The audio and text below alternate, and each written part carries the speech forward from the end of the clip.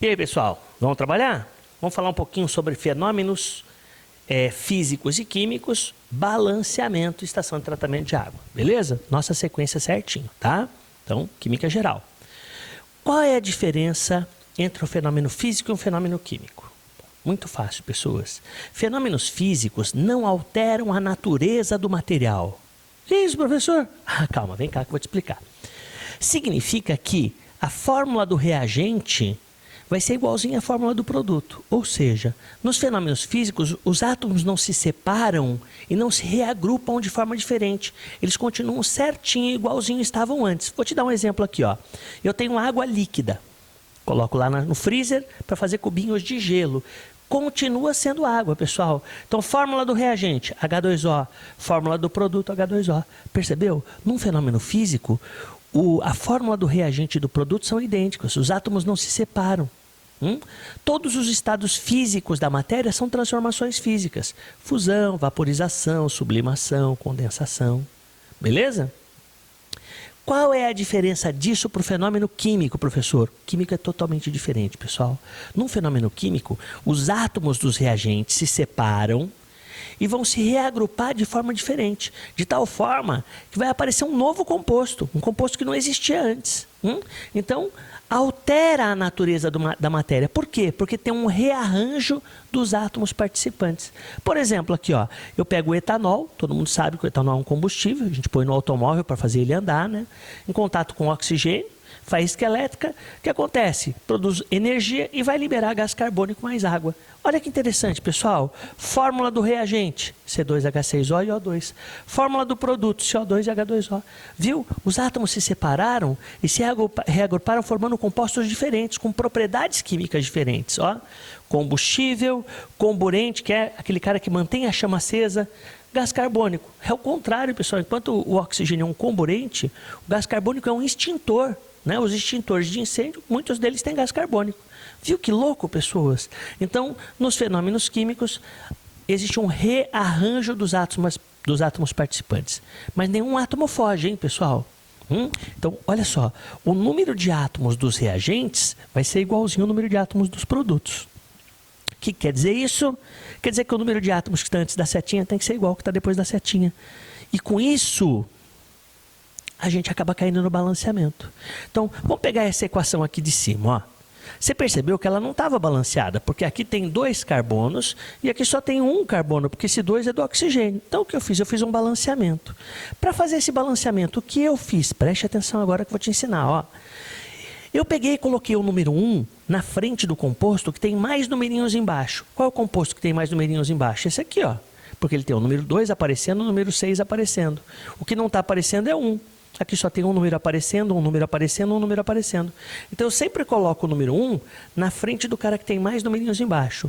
E eu sempre vou deixar a substância simples. O que era a substância simples mesmo? Vimos na aula passada. É o átomo ligado a ele mesmo, né? Esse eu vou deixar por último. Então, quando eu pus o número 1 aqui, com quantos carbonos eu fiquei? É multiplicação, tá? 1 vezes 2, 2. Então, eu vim aqui e coloquei o número 2 aqui na frente também, para ficar com 2 carbonos, ó. Quando eu coloquei o número 1 aqui, com quantos hidrogênios eu fiquei? Eu fiquei com 6. Então, eu tinha que ter 6 hidrogênios aqui, mas aqui só tem 2 hidrogênios, professor. Então, eu coloquei o número 3 aqui, porque multiplicando, ó, 3 vezes 2 dá 6. Só que a hora que eu coloquei o 2 aqui e o 3 aqui, eu fiquei com um mundo de oxigênios. Pode ver aqui, pessoal, ó, 2 vezes 2, 4. 3 vezes 1, 3. Eu fiquei com 7 oxigênios do lado de cada setinha. E a gente não acabou de falar que o número de átomos antes tem que ser igual ao número de átomos depois? Conclusão, pessoas. Se tem 7 oxigênios do lado de cá, quantos oxigênios ao todo tinha que ter do lado de cá? 7. Aqui já tem 1, ó, pessoas. Então, faltam quantos? Faltam 6. Por isso que eu coloquei o 3 aqui, ó. Porque 3 vezes 2 dá 6. Manjou? Tem que fazer passo a passo. Então, meu conselho é que você pegue esse aqui e tente balancear ele de novo do jeito que eu fiz esse aqui de baixo. Vamos tentar fazer com o de baixo, ó. Qual é o composto que tem mais numerinhos embaixo? C8H18 tem 2 numerinhos embaixo. O2 só tem 1, CO2 só tem 1, H2O só tem 1. Ah, vou colocar na frente desse então. Coloquei o número 1 aqui na frente, ó. Multiplica. 1 vezes 8, 8. Quer dizer que tem 8 carbonos antes da setinha. Adivinha quantos carbonos tem que ter depois da setinha? 8. Por isso que eu pus o número 8 aqui na frente, ó, porque 8 vezes 1 dá 8. Então agora eu tenho 8 antes e 8 depois. Quando eu coloquei o número 1 aqui na frente, eu fiquei com quantos hidrogênios? 18. Caraca, então eu também tinha que ter 18 hidrogênios aqui. Por isso que eu pus o 9 aqui, ó. 2 vezes 9, 18. E, professor, mas aí você ficou com um monte de oxigênios. Fiquei mesmo, pessoal. Quer ver, ó? 8 vezes 2, 16. 9 vezes 1, 9. 16 mais 9, 25. Quer dizer que do lado de cá tem 25 letras O. Então, do lado de lá também tem que ter 25. Só que aí não dava exato. Precisa dar exato? Não, não precisa. Então, eu pensei, que número vezes 2 dá 25? 12,5. Então, 2 vezes 2,5, 12,5, desculpe, 25. Sussa, né, pessoas? Mas é treino. Cuidado com o balanceamento, pessoal. Ele vai nos acompanhar bem mais para frente. Quando a gente for falar de cálculo estequiométrico, precisaremos saber fazer o balanceamento. Por sorte, a maior parte das equações já vem balanceadas. Mas vai ter equação que não está balanceada e que você vai ter que balancear. Belezinha? Então, quando o cara falou de fenômeno químico, ele foi obrigado a falar de balanceamento, né? Por quê? Porque se os átomos se separam e se reagrupam de forma diferente, o número de átomos reagentes tem que ser igual ao número de átomos de produto. E aí ele tem que fazer o balanceamento. Beleza? Foi uma consequência do fenômeno químico, o balanceamento. Sucinho? Tá. E para encerrar, a estação de tratamento de água. Então, vamos pensar um pouquinho no tratamento de água. Tem muitas cidades que não tratam esgoto. Muitas mesmo, hein, pessoal? Principalmente no interior. Então, o que acontece? O esgoto é jogado no rio. E depois eles vão pegar um pouquinho da água desse rio para fazer o tratamento da água para a pessoa tomar. Maus, né, pessoas? Então, vou ter que tratar essa água para ter certeza que essa pessoa não vai ficar doente. Então, como é que os caras fazem? Eles pegam, botam uma grade, a gente chama esse processo de gradação, que é para quê essa grade? Para não entrar uma árvore, um animal morto dentro da estação de tratamento de água. Beleza? Bom, e aí? Aí eu coloco isso num tanque. E a primeira coisa que eu vou fazer é muito parecido com o que se faz em piscina. A gente vai jogar uma substância que se chama sulfato de alumínio e depois uma substância que se chama hidróxido de cálcio, que é a barrilha.